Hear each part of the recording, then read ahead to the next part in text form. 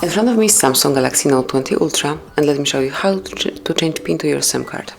So at first you have to open the settings, then find and select Biometrics and Security, go a bit lower, and here you'll notice other security settings. Smoothly open it and click on Setup SIM Card Lock.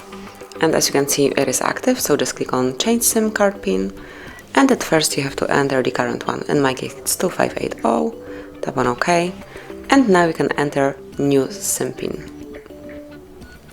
Then re-enter it just to confirm.